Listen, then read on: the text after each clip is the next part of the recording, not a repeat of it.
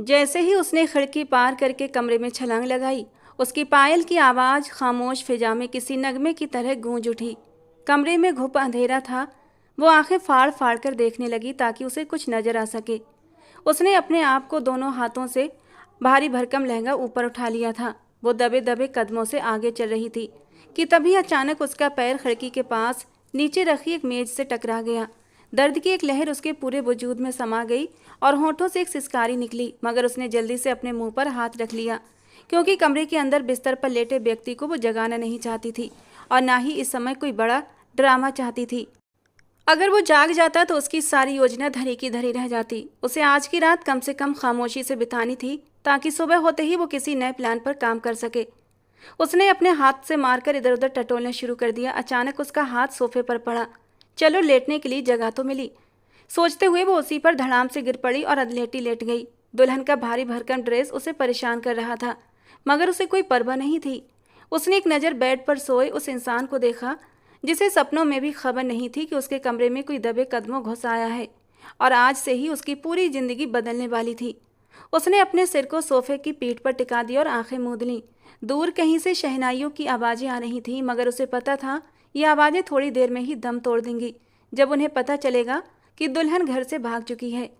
वे उसे ढूंढने के लिए ज़मीन आसमान एक कर देंगे, मगर उसे यकीन था वे लोग उसे ढूंढ नहीं पाएंगे। बिस्तर पर लेटे यश के खर्राटे उसकी सोच में खलल डाल रहे थे। उसने अपने दोनों हाथ कानों पर जमाए। ये इंसान इतने बुरे खर्राटे लेता है, मुझे नहीं पता था।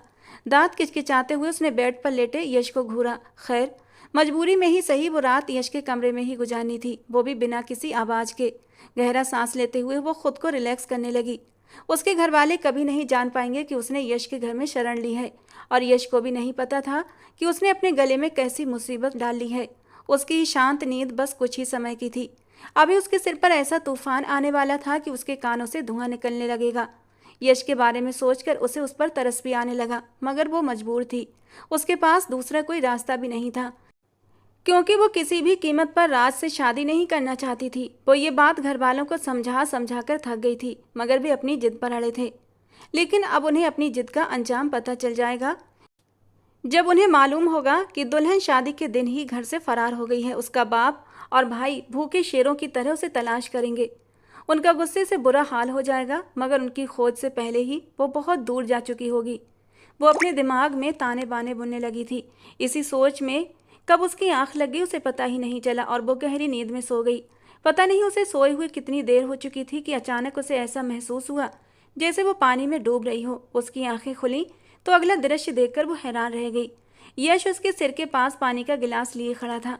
आधा गिलास उसके चेहरे पर उंडेल दिया था, बाकी आधा फेंकने की तैयारी में था।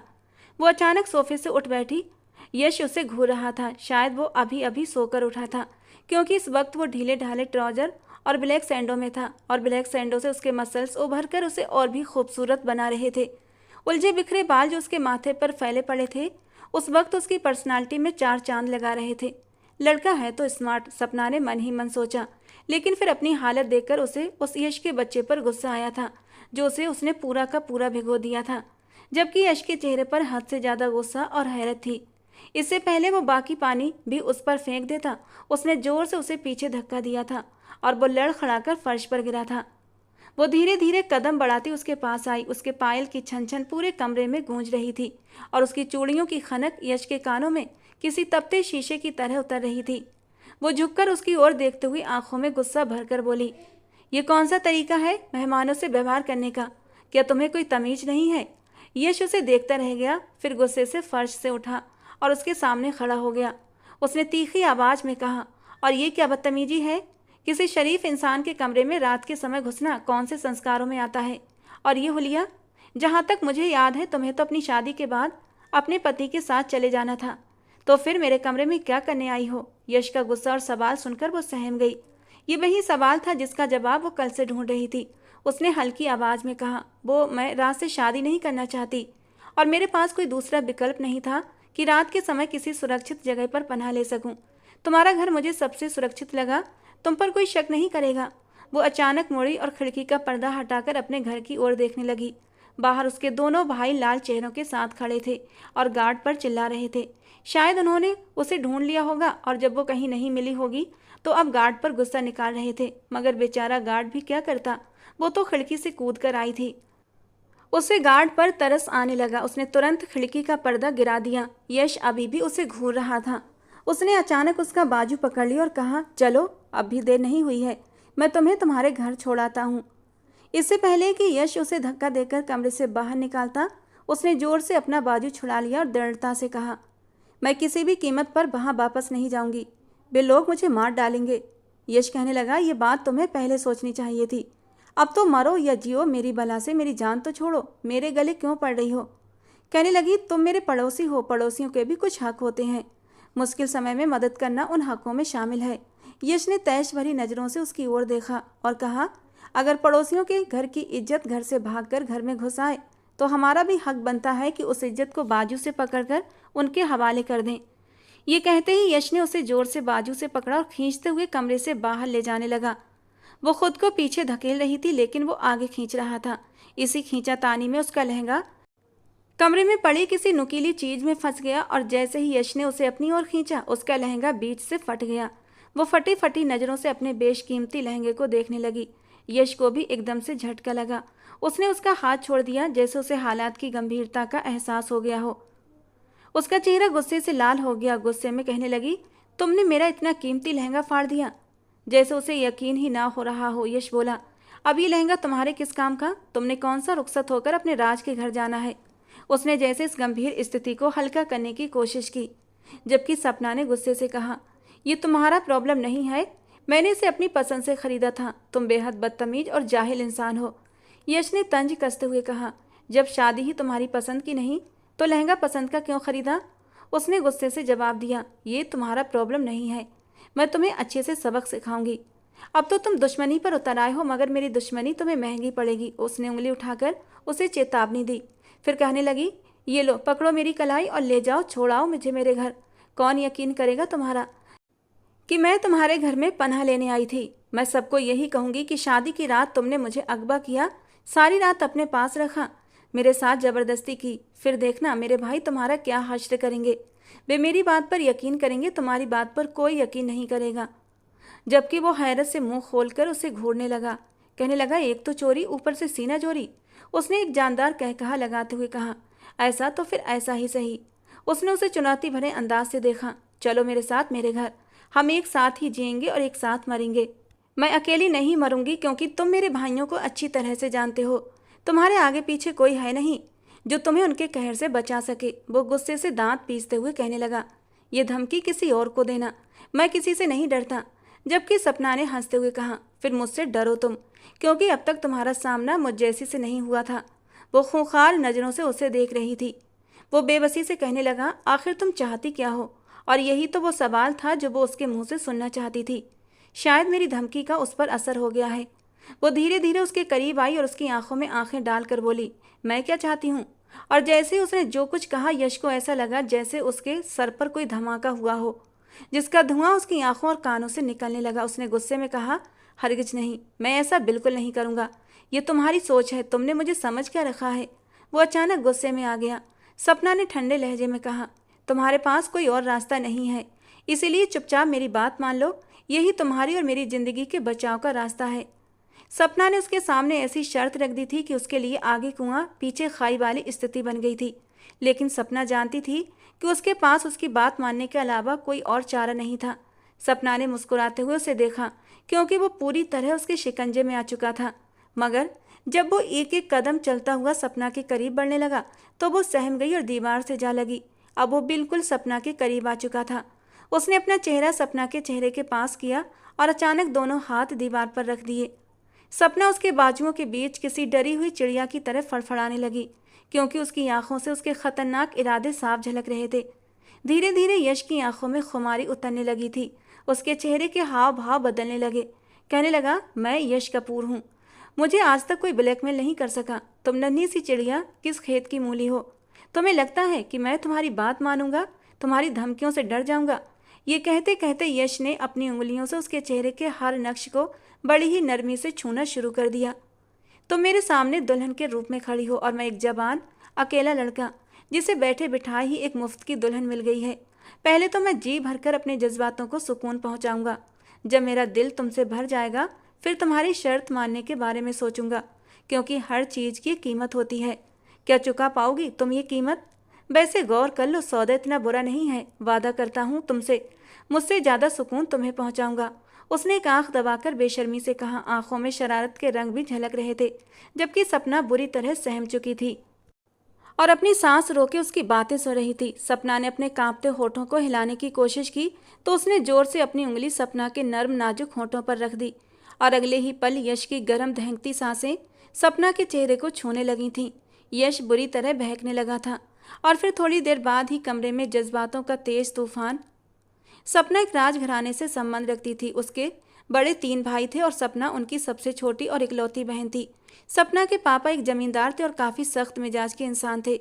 वो अपनी इज्जत और गैरत के लिए जान लेने और देने से कभी पीछे न हटते। बचपन से ही सपना अपने माहौल में घुट घुट कर जी रही थी। उसका नाम तो सपना था, लेकिन एक भी सपना कभी पूरा न हुआ। वो जो भी ख्वाब अपनी आंखों में सजाती वो उसके परिवार की रस्म और रिवाजों के भेंट चढ़ जाता।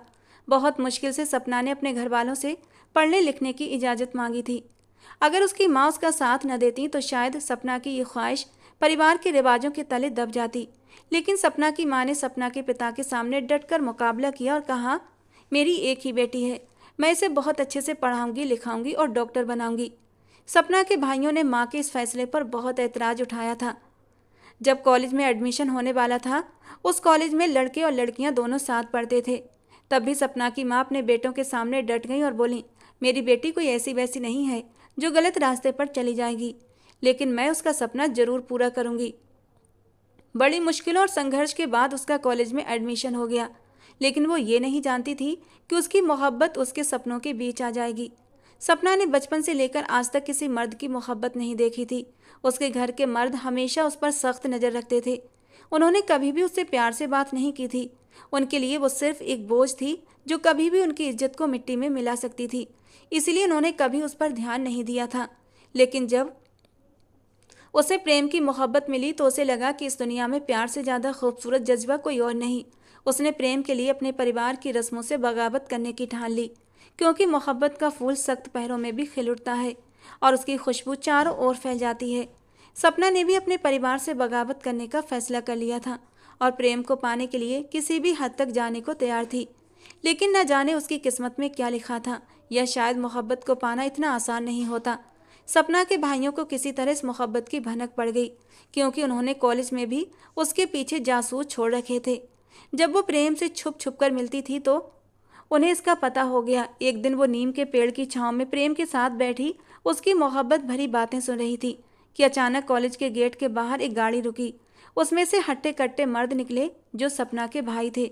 उन्होंने बिना कुछ सोचे समझे सबके सामने ही सपना को बाजू से पकड़कर घसीट लिया और अपने साथ ले गए। उन्होंने प्रेम को भी बहुत मारा। ये तो शुक्र था कि कॉलेज के प्रशासन ने पुलिस बुला ली, जिससे प्रेम की जान बच गई, लेकिन सपना नहीं। उसे घर लाकर एक कमरे में कैद कर दिया गया। रो रो कर उसका बुरा हाल था। उसने कभी नहीं सोचा था कि मोहब्बत की उम्र इतनी छोटी होगी। सपना रो रही थी, लेकिन उस पर किसी को रहम ना आया। फिर परिवार की इज्जत का सोचकर उसकी शादी की तारीख तय कर दी गई। सपना की शादी एक ऐसे आदमी से हो रही थी जो उसके भाइयों की तरह ही जालिम और बेरहम था। उसे औरतों की भावनाओं की कोई परवाह नहीं थी। उसके लिए औरतें बस भेड़ बकरियों जैसी थीं, जिनकी कोई कदर नहीं थी। जैसे जैसे शादी का दिन करीब आ रहा था, सपना का दिमाग सुन्न हो रहा था। वो सोचने लगी कि किसी तरह प्रेम से संपर्क करूं। आखिरकार बड़ी मुश्किलों से उसने अपनी नौकरानी के फ़ोन से प्रेम को कॉल किया। वो भी सपना के लिए तड़प रहा था। कहने लगा, बस तुम किसी भी तरह वहाँ से निकल आओ। अगर मैं वहाँ आया तो तुम्हारे भाई मुझे पहचान लेंगे। उसकी बातों ने सपना को और भी मुश्किल में डाल दिया। वो सोचने लगी कि मुझे क्या करना चाहिए, और तभी अचानक उसे अपने पड़ोसी का ख्याल आया था, जिसका घर उसके घर के बिल्कुल पास में था। सपना के कमरे की खिड़की से उसके कमरे की खिड़की तक का फासला बहुत कम था। घर के गेट के बाहर पहरेदार तैनात थे, इसलिए घर से बाहर निकलना नामुमकिन था। शादी की शॉपिंग के लिए भी सपना के भाई और उसकी माँ साथ जाते थे, इसलिए वहाँ भी वो उनसे नज़र बचाकर भाग नहीं सकती थी। अब सपना के पास सिर्फ एक ही रास्ता था, यश का घर। वहाँ पर वो एक रात के लिए ठहर सकती थी। उसके बाद चाहे उसे उसके पैरों पर गिरना ही क्यों ना पड़े, वो किसी भी तरह प्रेम तक पहुँच सकती थी। शादी में सिर्फ 2 दिन बचे थे। मेहमान घर में आ चुके थे और ज़्यादातर अपने कमरों में थे, जबकि सपना बेचैनी से मौके की तलाश में थी कि कब मौका मिले और मैं खिड़की से कूद कर जाऊं। ये मौका उसे अपनी शादी की रात को ही मिला। वो दुल्हन बनी बैठी थी और बारात आने ही वाली थी। उसके भाई और सभी मेहमान बारात के स्वागत के लिए गेट पर खड़े थे। घर के अंदर और कमरे में कोई नहीं था। उसने इस मौके का पूरा फायदा उठाया। रात का समय था। सपना ने खिड़की से छलांग लगा दी और बालकनी की रेलिंग पर रस्सी बांधकर अपने घर के पिछवाड़े में उतर गई। वहां इस समय कोई नहीं था। शायद सबको दूल्हे को देखने की उत्सुकता थी। हवेली के पिछवाड़े की दीवार छोटी थी, जिससे वो आसानी से कूद सकती थी। नीचे एक स्टूल रखकर वो बाहर कूद गई। उसका दिल जोरों से धड़क रहा था। अगर पकड़ी गई तो बारात की जगह आज उसकी अर्थी उठेगी। पिछवाड़े की दीवार के ठीक साथ में यश के घर की दीवार थी। मुख्य दरवाजा बंद था और वो घंटी बजाने की गलती नहीं कर सकती थी, ना ही यश को आवाज़ देकर जगा सकती थी, क्योंकि वो बहुत गुस्सैल था। यश सपना का पड़ोसी था। कुछ महीने पहले ही वो लंदन से लौटा था और यहाँ अकेला रहता था। उसके माता पिता एक प्लेन क्रैश में अपनी जान गंवा चुके थे और उस समय वो पढ़ाई कर रहा था। ये सदमा उसके लिए सहना बहुत मुश्किल था। माता पिता की मौत के बाद वो लंदन वापस चला गया था और अभी कुछ महीने पहले ही भारत वापस लौटा था। उसके माता पिता सपना के घर आते जाते रहते थे और उनकी मौत सपना के परिवार के लिए एक गहरा सदमा थी। यश से सपना की अक्सर मुलाकात होती थी। वो अकेला ऐसा इंसान था जिसके उनके घर आने जाने पर कोई पाबंदी नहीं थी। सपना के माता पिता उससे बहुत प्यार करते थे और वो भी बहुत मिलनसार था। अगर वो यश के घर शरण ले लेती तो किसी को शक न होता। वो जानती थी यश को ये पसंद नहीं आएगा और वो हर हाल में उसे वापस भेजने की कोशिश करेगा, लेकिन उसने भी ठान लिया था कि वो किसी भी हालत में ऐसा नहीं होने देगी। उसके सामने शर्त रखेगी, मजबूर कर देगी कि उसे मेरी बात माननी ही पड़े। लेकिन वो ये भूल गई थी कि वो यश कपूर है, जो पर्सनालिटी से भरपूर 6 फीट का कसरती बदन वाला जज्बातों से भरा जवान मर्द है। वो उस जैसी खूबसूरत नाजुक सी लड़की का फ़ायदा भी उठा सकता था, लेकिन उसके पास कोई और रास्ता भी नहीं था। वो उस लड़के से किसी भी कीमत पर शादी नहीं करना चाहती थी और सपना को बिल्कुल भी अंदाज़ा नहीं था कि वो एक मुसीबत से निकलकर दूसरी मुसीबत में फंसने जा रही है। यश ने जोर से उसे बाजू से पकड़कर बाहर की तरफ धकेलना शुरू कर दिया और गुस्से में कहा, मैं अभी और इसी वक्त तुम्हें तुम्हारे घर छोड़कर आता हूँ। अभी भी कुछ नहीं बिगड़ा। अगर तुम्हारी बारात वापस लौट भी गई हो तो वो फिर से आ जाएगी, लेकिन मैं किसी भी कीमत पर तुम्हें अपने पास नहीं रख सकता। वो उसे अपनी ओर खींच रही थी और वो उसे कमरे से बाहर निकाल रहा था कि तभी अचानक उसका लहंगा किसी नुकीली चीज में फंस गया और बीच से फट गया और उसी पल वो भी जैसे गुस्से से फट पड़ी। लहंगा फटने की वजह से सपना के खूबसूरत दूधिया पैर, जिस पर मेहंदी के बूटे ऊपर तक बने हुए थे, साफ दिखाई देने लगे। उसने जल्दी से लहंगे से अपने पैरों को ढांपा था। चेहरा शर्म और गुस्से से लाल हो गया। यश भी एक पल के लिए रुक गया था। शायद उसे भी इस घटना की गंभीरता का एहसास हो चुका था। इससे पहले वो उससे माफ़ी मांगता, सपना ने गुस्से में कहा, तुम्हारी हिम्मत कैसे हुई? तुमने मेरा इतना कीमती लहंगा बर्बाद कर दिया। इसकी भारी कीमत चुकानी पड़ेगी तुम्हें। अगर तुमने मुझे अब हाथ भी लगाया तो बहुत पछताओगे यश। उसकी आवाज़ में साफ कंपन था। यश एकदम जोर से हंस पड़ा। पहली बार सपना को उससे नफरत हुई, मगर जैसे उसे उसकी नफरत से कोई फर्क नहीं था। अचानक यश ने कमर से कसकर उसे पकड़ लिया और अपने बिल्कुल करीब खींच लिया। उसकी गर्म सांसें सपना के ठंडे शरीर को भेदती जा रही थीं। उसे लग रहा था कि उसके सारे प्लान धरे के धरे रह गए। वो बड़ी बड़ी आंखों में नमकीन पानी भरते हुए बोली, यश, हम बचपन से दोस्त हैं। तुम ये क्या कर रहे हो? मुझे लगा था कि तुम मेरी मदद करोगे। और वो मुस्कुराते हुए बोला, इस बचपन की दोस्ती को मैं एक और खूबसूरत रंग देने जा रहा हूँ। इसे और भी गहरा करने जा रहा हूँ। तुम घबराओ मत, रिलैक्स हो जाओ। तुम्हारे प्रेम को कुछ भी पता नहीं चलेगा। बस आज की रात मेरे साथ बिता लो, फिर मैं तुम्हारी हर शर्त मानूंगा। तुम्हारे घर वालों को भनक तक नहीं लगने दूंगा कि तुम मेरे पास मदद मांगने आई थी। उसकी बातें इतनी बेहुदा थीं कि उसे उसकी दिमागी हालत पर शक होने लगा। उसने उसे पूरी ताकत से झटकने की कोशिश की, मगर यश की पकड़ और भी मजबूत हो गई। आंखों में एक अजीब सा नशा था। उससे खुद को छुड़ाना अब सपना को नामुमकिन लग रहा था और तभी उसने अचानक कुछ ऐसा किया कि सपना के रोंगटे खड़े हो गए। उसकी गर्दन पर किसी चीज़ के जोर से चुभने की आवाज़ आई और उसकी आंखों के सामने अंधेरा छाने लगा। उसने झट से आंखें खोलीं तो हर तरफ अंधेरे का राज था। शायद वो अंधी हो चुकी थी या फिर गुप्त अंधेरे में उसे फेंक दिया गया था। वो नहीं जानती थी। सपना ने इधर उधर सिर टकराने की कोशिश की, हाथ पैर मारे। ये एक बंद सी जगह थी जहाँ उसे रखा गया था। सांस भी घुट घुट कर आ रही थी। लेकिन एक चीज़ जो उसने नोट की वो ये थी कि नीचे की ज़मीन हिल रही थी। ऐसा लग रहा था शायद वो सफ़र में है। बार बार कोई झटका लगता तो सिर ऊपर किसी लोहे जैसी चीज़ से टकरा जाती और दर्द की एक टीस अंदर समा जाती। वो बेहद डर चुकी थी। पता नहीं उसके साथ क्या होने वाला था। आंखों के सामने जो आखिरी मंजर था उसमें यश बहुत ज़्यादा जुनूनी था, जैसे वो उसके साथ न जाने क्या करेगा। और फिर उसे अपनी गर्दन के अंदर किसी चीज़ के चुभने का एहसास हुआ था। उसके बाद उसे कुछ भी याद नहीं। और अब जब आंखें खोली तो ऐसा लग रहा था जैसे किसी अंधेरी दुनिया में हो। उसने चारों ओर बने लोहे के इस बंद ताबूत को अपने हाथों से बजाने की कोशिश की, मगर कोई उसकी बात सुनने को तैयार नहीं था। वो ताबूत बस चलता ही जा रहा था। अब उसके पास सब्र करने के अलावा कोई दूसरा चारा नहीं था। लगातार चलने के बाद अचानक वो ताबूत रुक गया और उसकी जान में जान आई, क्योंकि उसकी सांसें बहुत तेजी से घुटने लगी थीं। उस यश के बच्चे पर उसे इतना गुस्सा आ रहा था कि मन कर रहा था उसका मुंह नोच डाले या उसे आग में झोंक दे। थोड़ी देर के इंतजार के बाद ताबूत का ढक्कन खुला। सूरज की तेज रोशनी उसकी आंखों में पड़ी, जिससे सपना ने अपना बाजू आंखों पर रख लिया। फिर धीरे धीरे हाथ हटाया तो वो दुश्मन जान ठीक सामने खड़ा था, चेहरे पर दिल जलाने वाली मुस्कुराहट लिए। सपना उसे फटी फटी आंखों से देख रही थी।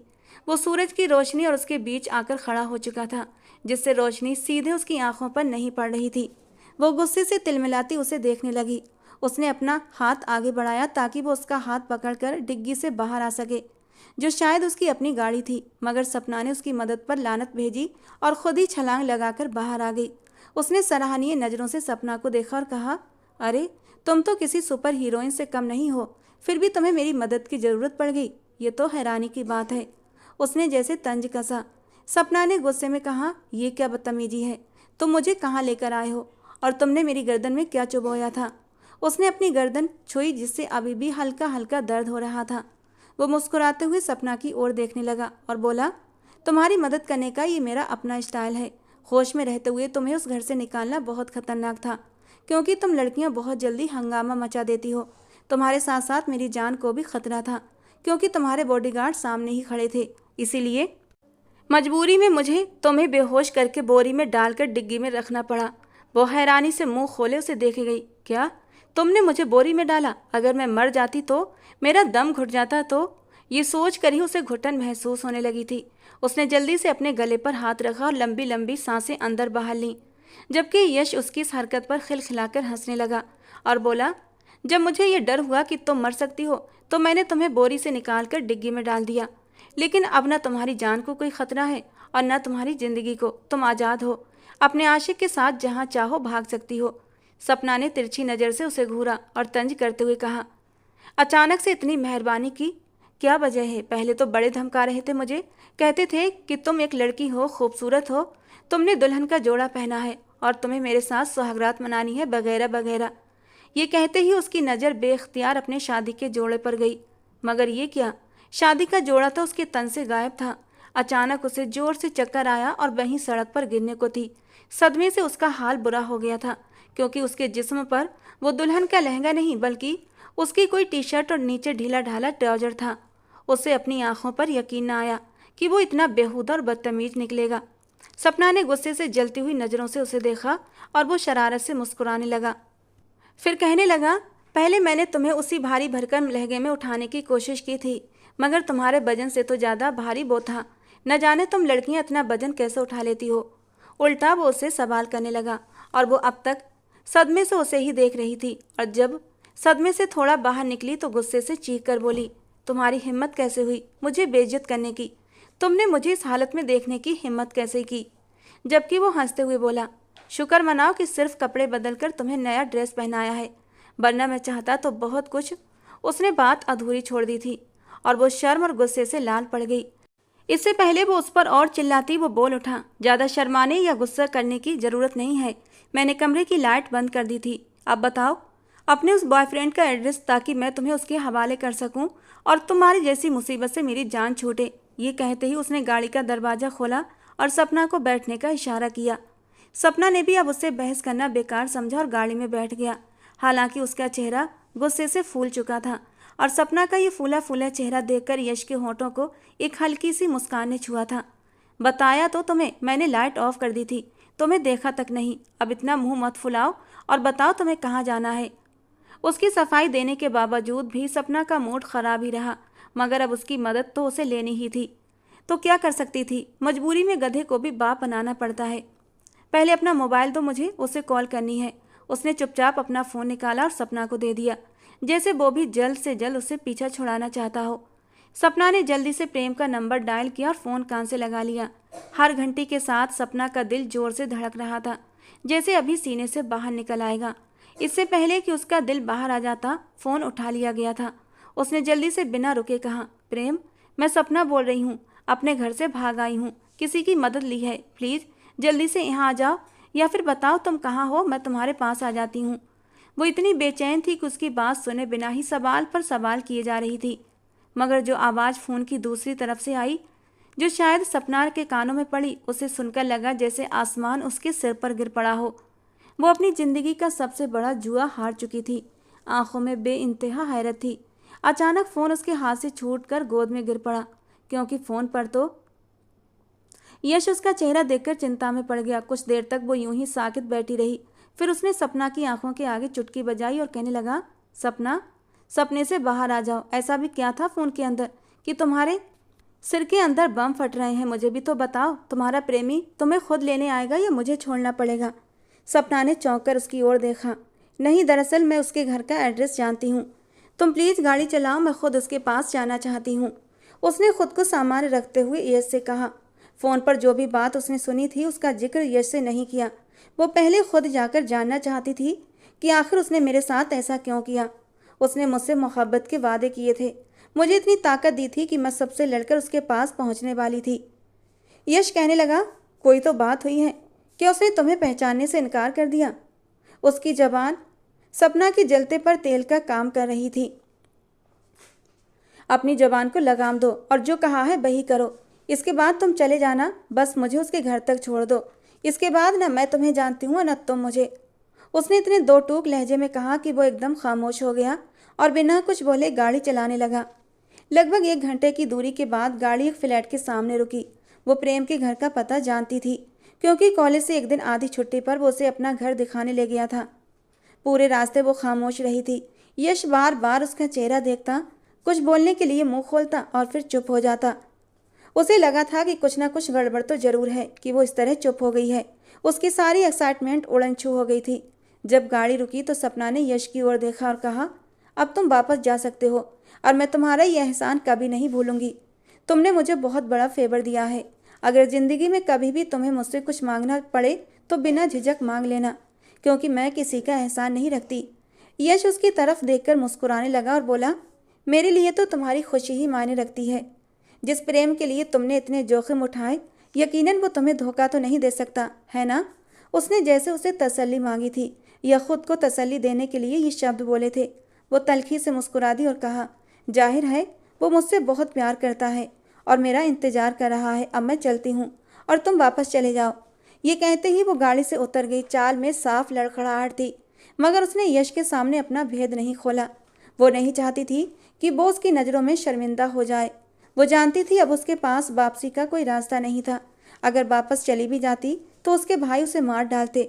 सोचने में एक पल भी न लगाते। कम से कम घर से दूर रहकर जिंदा तो रह सकती थी। वो जिस तरह थके कदमों से आगे बढ़ रही थी, यश बड़े ही गौर से उसे जाता हुआ देख रहा था। सपना ने डोरबेल पर हाथ रखा। यश अभी तक खड़ा उसे ही देख रहा था। उसने मुड़कर उसे देखा और वापस जाने का इशारा कर दिया तो उसने गाड़ी मोड़ ली। वो चाहती थी वो जल्द से जल्द वहाँ से चला जाए। उसके सामने वो कोई तमाशा नहीं चाहती थी। जब वो चला गया तो सपना का चेहरा गुस्से और जलाल से लाल हो गया। आंखों में अंगारे फूट रहे थे, क्योंकि फ़ोन पर प्रेम नहीं बल्कि उसकी प्रेमिका थी। जब सीधे ही प्रेम से उसने कहा कि मैं उसके लिए घर छोड़कर आ गई हूँ, तो सामने से कोई लड़की बोली थी। कहने लगी कि वो प्रेम की पत्नी है और वो और प्रेम शादी कर चुके हैं। खबरदार जो आइंदा इस नंबर पर कॉल की। ये कहकर उस लड़की ने फ़ोन काट दिया था और तब से वो सन्नाटे में थी। भला इतनी जल्दी प्रेम शादी कैसे कर सकता था? उसकी तो मेरे अलावा कोई गर्लफ्रेंड भी नहीं थी, ना ही घर वालों की तरफ से उसे कोई मजबूरी थी। वो मेरे साथ कोई धोखा नहीं कर सकता। उसने पूरे रास्ते खुद को यही यकीन दिलाया था। अब डोरबेल पर हाथ रखा तो उसके हाथ कांप रहे थे। यकीन डगमगा रहा था, मगर उसे प्रेम का सामना तो करना ही था। उससे पूछना था कि तुमने मेरे साथ ये सब क्यों किया? अगर ये कोई मजाक है तो मुझे ऐसे मजाक बिल्कुल पसंद नहीं। अचानक ही दरवाज़ा खुला और एक मॉडर्न सी लड़की बाहर निकली। उसने नाइट ड्रेस पहन रखा था। हुलिया ऐसा था जैसे वो अभी अभी सोकर उठी हो। नाइट ड्रेस पर सिलवटें थीं और बाल भी उलझे हुए थे। माथे पर बल लिए वो सपना को घूरने लगी।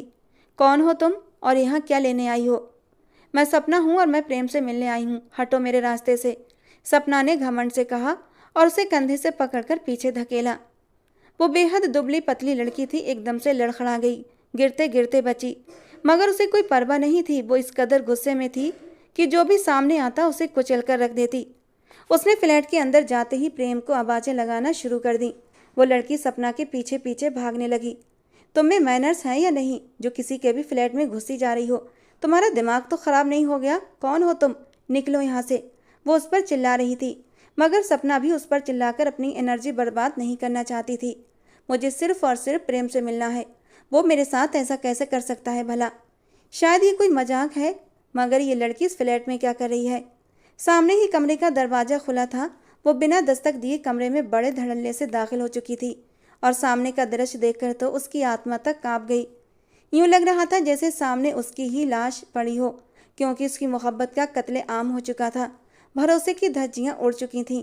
सामने बिस्तर पर प्रेम अजीब से अंदाज में सो रहा था। उसके वजूद पर कोई कपड़ा नहीं था। वो कमर तक कंबल ओढ़े गहरी नींद में था। उसकी हालत चीख चीख कर बता रही थी कि उसने सपना की मोहब्बत को रात किस कदर बेदर्दी से अपने दिल से निकाल दिया है। मेरे साथ इतना बड़ा धोखा हो गया। मैंने कभी सोचा भी नहीं था कि ज़िंदगी मुझे इस मोड़ पर लेकर आएगी। मैं तो अपनी सारी कश्तियाँ इस शख्स के लिए जलाकर आई थी, जो शायद प्यार करने के लायक ही नहीं था। एकदम से उसकी आंखों से आंसू छलक पड़े, मगर उसने अपनी आंखें जोर से रगड़ी। मैं इस शख्स के लिए एक आंसू भी नहीं बहाऊंगी। इससे पहले कि वो उस पर झपटती, अचानक वो लड़की कमरे में दंदनाती हुई आई और सपना को जोर से पकड़कर अपने सामने किया। तुम्हारी हिम्मत कैसे हुई हमारे कमरे में आने की? वो इतनी जोर से बोली कि प्रेम की भी आँख खुल गई। उसे शायद अंदाजा ही नहीं था कि हालात कितने बिगड़ चुके हैं। वो एकदम से घबराकर उठा और जल्दी से लिहाफ सीने तक कर लिया। सपना उसे अंदर तक चुभने वाली नज़रों से घूर रही थी और वो उसे ऐसे देख रहा था जैसे अपने सामने यमराज देख लिया हो। वो लड़की फिर से बीच में आकर खड़ी हो गई थी। सपना ने उसे जोर से धक्का दिया, जिससे वो जमीन पर गिर गई और कराहने लगी। अब वो प्रेम की तरफ बढ़ रही थी। प्रेम, ये सब क्या है? क्या तुम्हें मैंने फ़ोन करके बताया नहीं था कि मैं तुम्हारे पास आ रही हूँ? प्रेम के चेहरे का रंग उड़ गया और हकलाने लगा। उसे शायद अंदाज़ा नहीं था वो अपने भाइयों से बचकर यहाँ तक पहुँच जाएगी। प्रेम, तुमने मुझे धोखा दिया है। मैं तुम्हें कभी माफ़ नहीं करूँगी। एकदम से उसकी आंखों से आंसू छलक पड़े। सपना, तुम यहाँ कैसे? ये सवाल ज़रूरी नहीं है कि मैं यहाँ कैसे पहुँची, बल्कि मुझे ये बताओ, ये लड़की कौन है और यहाँ क्या कर रही है? वो एकदम से फुनकार उठी। अचानक वो लड़की उठी और फिर से सपना के सामने आकर खड़ी हो गई। कहने लगी, मैं प्रेम की पत्नी हूँ। हमने कल रात ही शादी की है। यकीन नहीं आता तो प्रेम से पूछ लो। प्रेम ने अपना सर पकड़ लिया और अपनी उंगलियों से अपने बालों को संवारने लगा, जो उसकी ज़िंदगी की तरह उलझे हुए थे।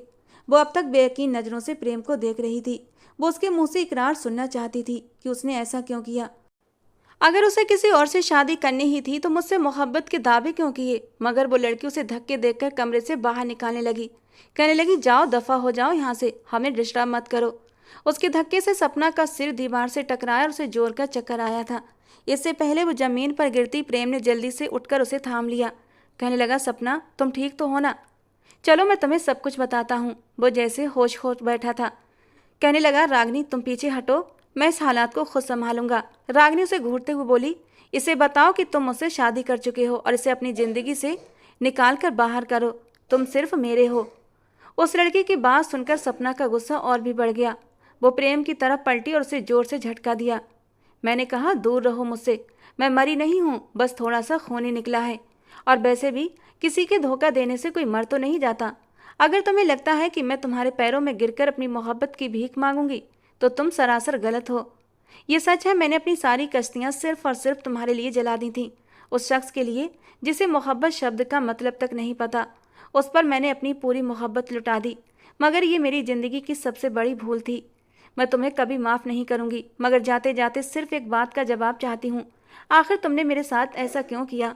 मुझे अपनी मोहब्बत के जाल में क्यों फंसाया कि मैं अपने घर वालों को छोड़ने के लिए तैयार हो गई? तुम्हें नहीं पता था कि मैं अपनी बारात वाली रात अपने घर से निकली हूँ और किस तरह से मैं तुम्हारे तक पहुँची हूँ। अगर मेरी जान चली जाती तो शायद बेकार ही जाती, क्योंकि तुम तो इस काबिल ही नहीं हो कि तुम्हारे लिए मरा जाए। मगर मुझे बताओ, तुमने मेरे साथ ऐसा क्यों किया? मुझे कहीं का नहीं छोड़ा तुमने। वो जैसे बिल्कुल लाजवाब हो गया, कहने लगा, सपना, मुझे अंदाजा नहीं था कि तुम अपने परिवार से बगावत कर लोगी। जब से मुझे तुम्हारे भाइयों का पता चला मैं उनसे डर गया था, और तुम भी तो जिद पर अड़ी थी कि भाग चलते हैं। ये सच था कि मैं तुमसे मोहब्बत करता था और तुम्हें अपनाना चाहता था, मगर तुम्हारे घर वालों की रजामंदी से, न कि उनसे बगावत करके, क्योंकि वो लोग किसी भी वक्त हमें ढूंढ कर मार सकते थे। वो तो पूरे के पूरे दरिंदे हैं। मैं ऐसे परिवार के सामने भला कैसे खड़ा हो सकता था? मैं अपने माँ बाप का इकलौता बेटा हूँ, वो मुझे मरता हुआ नहीं देख सकते। इसीलिए उन्होंने मेरी शादी रागनी से करवा दी। रागनी मुझसे बहुत प्यार करती है और उसे तुम्हारे बारे में भी पूरा पता था कि मैं तुमसे प्यार करता हूँ, मगर फिर भी उसने मुझे अपना लिया। मगर मैं चाहता हूँ तुम मेरी ज़िंदगी में और मुश्किलें पैदा मत करो, तुम वापस अपने घर चली जाओ। वो लोग तुम्हें कुछ नहीं कहेंगे। अगर मैं तुम्हारे साथ गया तो वो मुझे ज़रूर मार डालेंगे। वो एक डरा हुआ चूहा लग रहा था। सपना को उस पर अफसोस हुआ। उसने उसके मुंह पर एक जोरदार तमाचा मारा और कहा, तुम जैसे लड़कों को प्यार करने का कोई हक नहीं, जो किसी भी मुश्किल घड़ी में अपने प्यार का साथ छोड़ देते हैं। तुम्हें अंदाजा भी है कि अगर मैं वापस गई तो वो लोग मुझे भी मार डालेंगे। मगर उन्हें शायद अंदाजा नहीं कि मर तो मैं पहले ही चुकी हूँ। तुमने मुझे मार डाला। अब मैं किसी पर भी भरोसा करने के काबिल नहीं। कहते ही वो उस फ्लैट से बाहर निकल आई। पीछे से वो उसे पुकारता हुआ बाहर निकला, मगर सपना ने उसे अपनी शक्ल भी नहीं दिखाई, जिसने उसे इस दोहराए पर लाकर खड़ा कर दिया था। फ्लैट से बाहर निकली तो यश की गाड़ी कहीं नहीं थी, और वो जानती थी कि मैंने उसे खुद ही जाने को कहा था। अब उसके पास कोई ठिकाना भी नहीं था। वो उजड़ी उजड़ी हालत में सड़क पर चलती जा रही थी। उसे नहीं पता था कि वो कहाँ जा रही है, क्योंकि इस जिंदगी ने हर तरफ से उस पर खुशियों के दरवाजे बंद कर दिए थे। अब सिर्फ और सिर्फ उसके दिमाग में एक ही प्लान था, और वो उस पर काम करना चाहती थी ताकि इन सारी मुश्किलों से छुटकारा पा सके। यही सोचकर वो एक पुल पर खड़ी हो गई। नीचे गहरी नदी बह रही थी और उसे बिल्कुल भी तैरना नहीं आता था। उसके लिए बच निकलने का बस यही रास्ता था। इससे पहले कि वो नदी में कूदती, किसी ने उसे बाजू से पकड़ा और जोर से अपनी ओर खींचा था, और वो उसकी चौड़ी छाती से टकराती हुई उसके बाजुओं में समा गई। वो इतना हड़बड़ा गई थी कि उसका चेहरा भी नहीं देख सकी। अचानक ही उस मजबूत बाजुओं वाले इंसान ने उसे अपनी बाहों में उठा लिया, और जब उसने उसके चेहरे पर नज़र दौड़ाई तो वो सकते में रह गई थी, क्योंकि वो यश ही था। वो आखिरी इंसान था जिसके सामने उस हालत में जाना नहीं चाहती थी। जबकि यश उसे अफसोस से देख रहा था, और फिर उसने उसे अपनी गाड़ी में बिठा दिया। वो बिल्कुल सांस रोके थर थर काँप रही थी। अगर वो उसे न पकड़ता तो वो अब तक शायद मर चुकी होती। वो जैसे ही गाड़ी में बैठा, सपना ने कहा, तुमने मुझे क्यों बचाया? मुझे मरने दिया होता। मेरा इस जिंदगी पर कोई हक नहीं। यश कहने लगा, बेवकूफ़ लड़की, इतनी जज्बाती होकर मत सोचो। जिंदगी बहुत खूबसूरत है। किसी एक इंसान की बेवफाई तुमसे तुम्हारे जीने का हक नहीं छीन सकती। बल्कि मैं तो कहता हूँ, अगर कोई तुम्हें धोखा दे तो तुम हंसकर कहो कि मुझे तुम्हारे धोखे से कोई फ़र्क नहीं पड़ता, क्योंकि तुम मेरे काबिल ही नहीं थे। मगर शायद तुम्हें इतनी हिम्मत नहीं है। बस तुम इतनी बहादुर हो कि अपने प्यार के लिए जान की परवाह किए बिना इतना बड़ा रिस्क ले लिया और घर वालों को छोड़ आई। मगर उतनी ही कमज़ोर हो कि उसकी जरा सी बेवफाई सह ना पाई और मरने चली थी। उसने जैसे अफसोस से सर हिलाया। सपना ने रोते हुए कहा, तो मैं और क्या करूं? प्रेम ही मेरे जीने की आखिरी उम्मीद था, मेरी खुशियों की गारंटी था। उसी ने मुझे धोखा दिया, तो अब मैं क्या करूं? वो रोते रोते जैसे फट पड़ी थी। हालांकि वो यश के सामने कमज़ोर नहीं पड़ना चाहती थी, मगर उस वक्त कोई भी होता तो ऐसे ही करता। कहने लगा कि अगर एक इंसान ने धोखा दिया तो किसी दूसरे पर ट्राई मान लो। दुनिया में प्रेम कोई आखिरी लड़का तो नहीं था। वो जैसे उसकी बात मजाक में उड़ा रहा था, उसका मजाक उड़ा रहा था, उसकी मोहब्बत का तमाशा बना रहा था। तो मुझे समझते क्या हो? मैं कोई आवारा लड़की हूँ? जबकि उसकी बात पर यश एकदम से खिलखिलाकर हंसने लगा। बोला, वो तो मुझे नहीं पता, मगर तुम बहुत ही दिलचस्प लड़की हो। मुझे अंदाज़ा नहीं था कि तुम अपनी ज़िंदगी में इतने एडवेंचर्स करोगी। I like it. वो जैसे उसे सराह रहा था। उसने कहा, अब तो मुझे कहाँ लेकर जा रहे हो? मैं घर नहीं जा सकती। कहने लगा, मैं भी जानता हूँ कि तुम्हें घर ले जाना मेरी भी जान को खतरे में डाल देगा। इसीलिए मैं इतना बेवकूफ़ नहीं हूँ कि तुम्हारी जान के साथ साथ अपनी जान से भी हाथ धो बैठूँ। इतनी कीमती ज़िंदगी है, मैं तो मज़े से जीऊँगा, हज़ारों साल जीऊँगा। वो फुल स्पीड में गाड़ी चला रहा था और बोले जा रहा था, तो फिर मुझे कहाँ लेकर जा रहे हो? कहने लगा, यहाँ मुंबई में मेरा एक फ्लैट है जिसे मैं बेचने का इरादा रखता हूँ, मगर बेचने से पहले तुम वहाँ रह सकती हो, क्योंकि मैं बहुत जल्द लंदन चला जाऊँगा, मुझे यहाँ नहीं रहना। उसने कहा कि इतनी मेहरबानी क्यों कर रहे हो मुझ पर, मुझे मरने दो, मैंने आखिर जी कर करना ही क्या है। यश कहने लगा कि कुछ दिन मेरे फ्लैट में अकेले रहकर अपने बारे में सोचो, जीने का कोई ना कोई रास्ता निकल ही आएगा। शायद मरने का प्लान कैंसिल हो जाए, उसके बाद भी तुम्हारा फैसला ना बदला तो मैं तुम्हें खुद उस पुल पर छोड़कर आऊँगा, तुम शौक से कूद सकती हो। गाड़ी एक छोटे से फ्लैट के सामने रुकी। यश ने उसे गाड़ी से उतरने को कहा और खुद भी फ्लैट में दाखिल हो गया। वो भी उसके पीछे पीछे चल दी। वो अब सिर्फ एक कठपुतली रह गई थी जो उसके इशारों पर चल रही थी, क्योंकि उसके पास दूसरा कोई चारा नहीं था। फ्लैट छोटा था लेकिन काफ़ी ज़्यादा खूबसूरत था। यश कहने लगा कि अगले महीने मैं लंदन चला जाऊँगा, तब तक तुम यहाँ रह लो और अच्छी तरह से सोच लो कि तुम्हें जीना है या मरना है। जो भी फैसला हो मुझे बता देना। वो बहुत ही नॉर्मल लहजे में बातचीत कर रहा था, जैसे उसे उसके दिल के टूटने का कोई गम ना था। हालांकि पुरानी जान पहचान थी। उसने तो मुरब्बत में भी नहीं कहा था कि सपना, कोई बात नहीं, परेशान मत हो, जिंदगी में उतार चढ़ाव आते रहते हैं, दिल टूट कर जुड़ भी सकते हैं। मगर वो तो बड़ा ही पत्थर दिल इंसान था। वो उसे हर चीज़ दिखा रहा था, कहाँ कहाँ कौन सा सामान रखा हुआ है। कहने लगा कि मैं अक्सर यहाँ आता रहता हूँ, इसलिए ज़रूरत का हर सामान मौजूद है, मगर किचन की कुछ चीज़ें लेनी बाकी हैं, वो मैं तुम्हें ला देता हूँ। तुम यहाँ आराम से रह सकती हो, तुम्हारे भाइयों को भनक तक नहीं लगेगी कि तुम यहाँ हो। उसे सब कुछ दिखाकर वो चला गया और वो लॉन्ज में सोफे पर ढेर हो गई।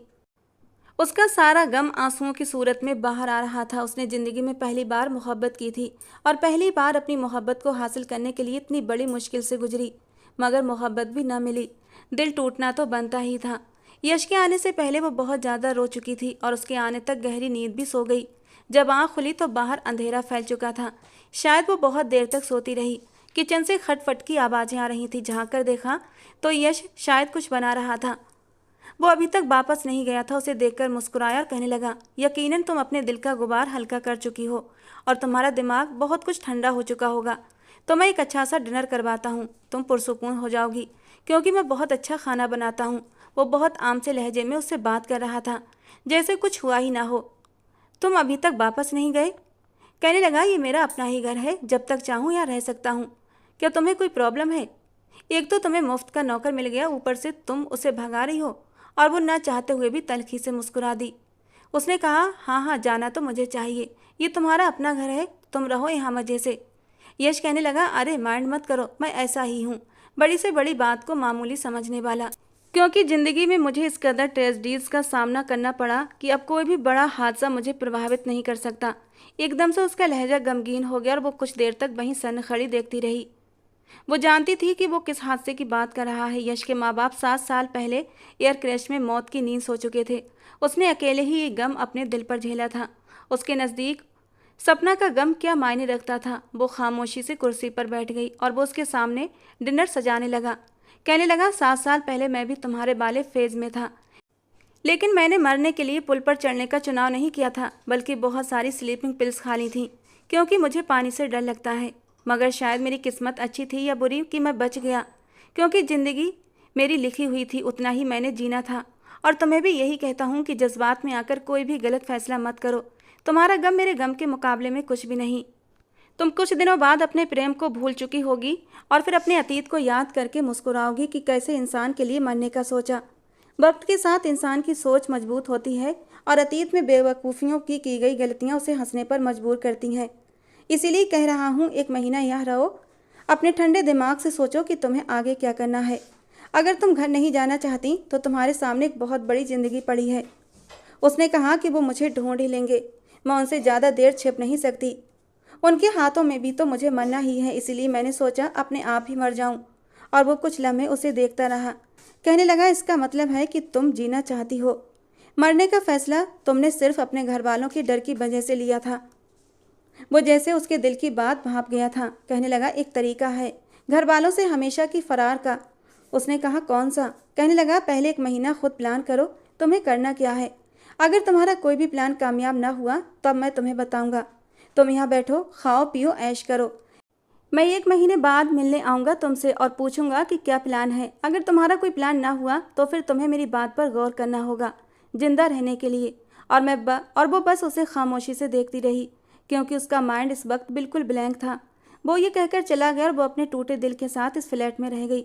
वो उसकी बात पर गौर करती थी, बस खाती थी, सोती थी, क्योंकि जब भी वो कुछ भी सोचने की कोशिश करती एक तकलीफ से उसे घेर लेती। और यूं ही एक महीना गुजर चुका था। एक रात वो लॉन्ज में सोफे पर बैठी नूडल्स खा रही थी और सामने टीवी की स्क्रीन को देख रही थी कि अचानक वो बिना आवाज़ के उसके पीछे आकर खड़ा हुआ, कान के करीब सरगोशी की। सरप्राइज, और वो एकदम से बौखला गई। नूडल्स का प्याला हाथ से गिरा और आधा मेज पर लुढ़क गया और आधा फर्श पर गिर गया। ये क्या बदतमीजी है? क्या बिना इजाज़त के घर में घुसना तुम्हें संस्कारों की किताब में पढ़ाया गया था? उसने उसे तंज किया और वो जवाब में मुस्कुरा कर रह गया। कहने लगा कि यही सवाल मैं तुमसे करता हूँ कि किसी के घर में यूँ टांग पर टांग रखे नूडल्स खाना भी नैतिकता की किताबों में दर्ज नहीं। उसने कहा कि मैं बिना इजाज़त यहाँ नहीं बैठी, तुमने मुझे यहाँ बिठाया है अकेले सड़ने के लिए। यश कहने लगा तो फिर निकलो बाहर और अपनी जान हथेली पर रख लो, क्योंकि कोई भी गोली तुम्हें सीना चीर सकती है। ये कहते ही वो उसके साथ सोफे पर धड़ाम से बैठ गया। कहने लगा कि तुम्हारे भाई बहुत ही ज़्यादा गुस्से में हैं। अभी तक उनका गुस्सा ठंडा नहीं हुआ। वो किसी भी सूरत तुम्हें ढूंढना चाहते हैं, मगर अफसोस अभी तक तुम्हारा सुराग नहीं लगा पाए। कई बार उन्होंने मुझसे भी पूछा कि तुम सपना के बारे में कुछ जानते हो। मैंने मासूमियत से झूठ बोल दिया। तुमने तो मुझे झूठ बोलना भी सिखा दिया। उसने आखिर में उससे शिकवा किया और वो दहशत से उसे देखती रही। उसे लगा शायद उसके भाइयों का गुस्सा ठंडा हो चुका होगा, मगर उसने कहा अब क्या होगा? यश कहने लगा ये तो तुम बताओ, क्या सोचा है तुमने? क्या सारी उम्र इसी फ्लैट में गुजारोगी? अगर यही इरादा है तो मैं तुम्हारे नाम ये फ्लैट भी करने को तैयार हूँ। और वो उसे घूरने लगी। उसने कहा कि इतनी मोहब्बत की ज़रूरत नहीं है, मुझे यहाँ नहीं रहना। यश कहने लगा तुम्हारे रहन सहन से तो लग नहीं रहा कि तुम यहाँ नाखुश हो। उसने बड़ी सी स्क्रीन को देखा, फिर नूडल्स के प्याले को, और फिर सपना ने कहा कि मेरे पास और कोई चारा नहीं था, वक्त बिताने के लिए मुझे कुछ तो करना ही था। यश कहने लगा अगर तुम्हारे पास कोई प्लान नहीं तो फिर मेरे साथ लंदन चली जाओ। और वो उसकी बात सुनकर सकते में रह गई। क्या मतलब? मैं तुम्हारे साथ कैसे जा सकती हूँ? तुम मेरे कोई रिश्तेदार नहीं हो, ना ही मेरा तुमसे कोई संबंध है। कहने लगा दोस्ती तो है ना, और एक दोस्त के नाते मैं तुम्हें यहाँ अकेला नहीं छोड़ सकता, क्योंकि मुझे अच्छी तरह से अंदाज़ा हो गया है कि वो लोग तुम्हें मार डालेंगे। तुम्हारी सफाई दलील कुछ नहीं सुनेंगे, क्योंकि उनकी नाक बिल्कुल कट चुकी है और तुमने उनकी इज्जत मिट्टी में मिला दी है, जो चंद लोग ही उनकी करते थे। कभी सोचना भी मत वहाँ जाने का। और मुझे यूँ मत देखो कि मैं तुम्हें वहाँ बिल्कुल भी लेकर नहीं जाऊँगा। मैंने लंदन जाने की अपनी सारी तैयारियाँ पूरी कर ली हैं। बहुत हुआ तो तुम्हारा भी पासपोर्ट बनवा देता हूँ। सपना कहने लगी ठीक है, मैं तुम्हारे साथ चलती हूँ। और वो उसे हैरत से देखने लगा, जैसे उसे उम्मीद ना हो कि वो इतनी जल्दी मान जाएगी। मगर उसके पास और कोई दूसरा रास्ता भी तो नहीं बचा था, या मौत को गले लगा ले या उसके साथ चली जाए। इन दोनों ऑप्शन में से उसके साथ जाना उसे ज़्यादा सही लगा था। यश कहने लगा इसके लिए एक शर्त है। वो उसकी आंखों में आंखें डालकर बोल रहा था और वो एकदम से सहम गई। कहने लगी कैसी शर्त? यश बोला शादी करनी होगी मुझसे, इस तरह से तुम्हारा वीज़ा आसानी से लग जाएगा, मेरी बीवी की हैसियत से जाओगी। वो इतने नॉर्मल अंदाज में बोल रहा था कि वो मुंह खोले उसे देखने लगी। उसने कहा ये क्या कह रहे हो? तुमसे शादी कैसे कर सकती हूँ? मैं तुमसे मोहब्बत नहीं करती। यश कहने लगा ये कौन सी किताब में लिखा है कि शादी के लिए मोहब्बत होना ज़रूरी है? यहाँ इंडिया में ही नहीं बल्कि पूरी दुनिया में ज़्यादातर शादियाँ अरेंज मैरिज ही होती हैं, और अगर लव मैरिज होती है तो वो ज़्यादातर फ्लॉप हो जाती हैं। सपना कहने लगी मैंने तुम्हारे बारे में कभी ऐसा नहीं सोचा। यश बोला कि सोचने की ज़रूरत क्या है? मैं तुमसे कोई शादीशुदा रिश्ता बनाने के लिए फोर्स नहीं करूँगा, तुम्हें ज़बरदस्ती कुछ भी करने पर मजबूर नहीं करूँगा, और तुम्हें तो मेरा एहसानमंद होना चाहिए कि मैं तुम पर इस कदर मेहरबान हो रहा हूँ। वो उसकी आंखों में आंखें डालकर बोला इस मेहरबानी की वजह क्या है? उसके सवाल पर वो उसके करीब आया था। वो एकदम से सहमकर पीछे हटी। कहने लगा दिल आ गया है मेरा तुम पर। और उसकी बात सुनकर तो जैसे उसका दिल धड़कना ही भूल गया था। इससे पहले कि वो कुछ भी कहती वो जोर से हंसा। कहने लगा मजाक कर रहा हूँ यार, तुम मेरी दोस्त हो और मैं तुम्हारी मदद करना चाहता हूँ। और सपना ने जैसे सुकून का सांस लिया था और उसके साथ कॉन्ट्रैक्ट मैरिज करने की हामी भर ली। कोर्ट में जाकर शादी कर ली। जैसे ही सपना ने कॉन्ट्रैक्ट मैरिज पेपर पर साइन किए उसका दिल जोरों से धड़कने लगा। हालांकि उसे लगता था अब ये दिल कभी नहीं धड़केगा, किसी के लिए भी नहीं, क्योंकि उसके साथ ज़िंदगी ने बहुत बड़ा धोखा किया था कि वो हंसी खुशी नॉर्मल ज़िंदगी गुजारने का ख्याल भी नहीं कर सकती थी। पेपर्स पर साइन करने के बाद उसने खुद को नॉर्मल जाहिर करने की कोशिश की, क्योंकि यश भी नॉर्मल था। उसके चेहरे से नहीं लग रहा था कि उसके इन पेपर्स के साथ कोई जज्बातीपन जुड़ा है। कुछ दिन बाद लंदन की फ्लाइट थी उन लोगों की। उस रात यश उसके पास आकर बैठा और बोला, कल से तुम बिल्कुल आज़ाद हो जाओगी। मैं सांस ले सकूंगा क्योंकि तुम्हारे भाइयों को ख्वाबों में भी भनक नहीं पड़ेगी कि तुम मेरे साथ मौजूद हो, मेरी बीवी बनकर जा रही हो।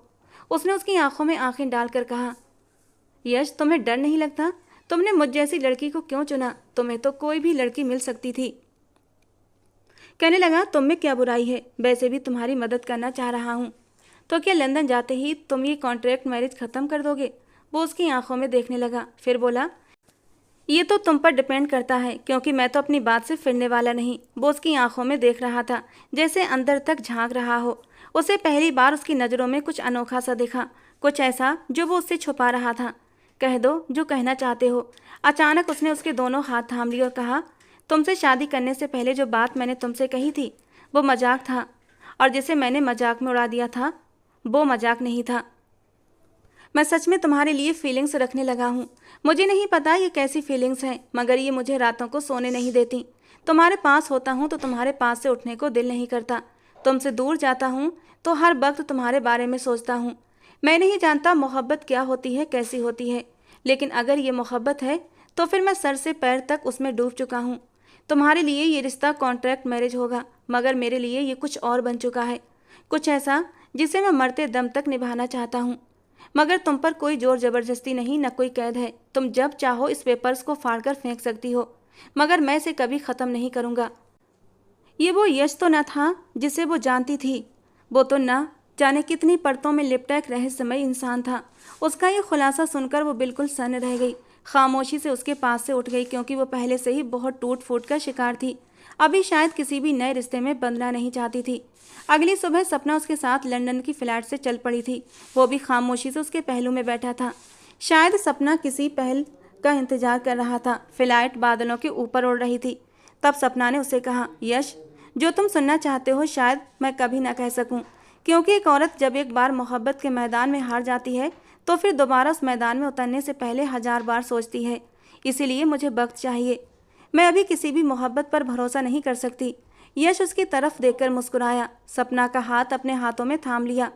मुझे कोई जल्दी नहीं है। जब तुम नए देश जाओगी तो शायद तुम्हारा दिल भी नई मोहब्बत को अपनाने में जल्दी करे। इसीलिए मैं उस दिन का इंतजार करूंगा जब तुम खुद मेरा हाथ थाम कर कहोगी कि यश, हमें इस जिंदगी के सफ़र में एक दूसरे का हाथ थाम कर चलना है।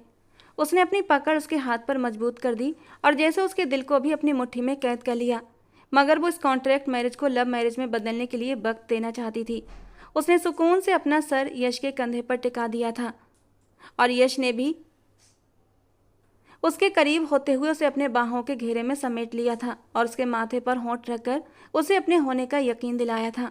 सपना के दिल में एक सुकून सा उतर गया था और उसी सुकून से उसने आंखें बंद कर ली थीं। उसे पूरी उम्मीद थी कि जल्दी ही उसकी कॉन्ट्रैक्ट मैरिज लव मैरिज में बदल जाएगी। उसने भगवान का धन्यवाद किया था कि जिसने उसे इतना सच्चा और प्यार करने वाला हमसफ़र दिया था। दोस्तों, कहानी कैसी लगी कमेंट बॉक्स में ज़रूर बताना। पसंद आई हो तो प्लीज़ लाइक करना। रोज़ एक नई रोमांटिक कहानी सुनने के लिए हमारे चैनल को सब्सक्राइब करना। मिलते हैं दोस्तों अगली किसी नई रोमांटिक कहानी के साथ।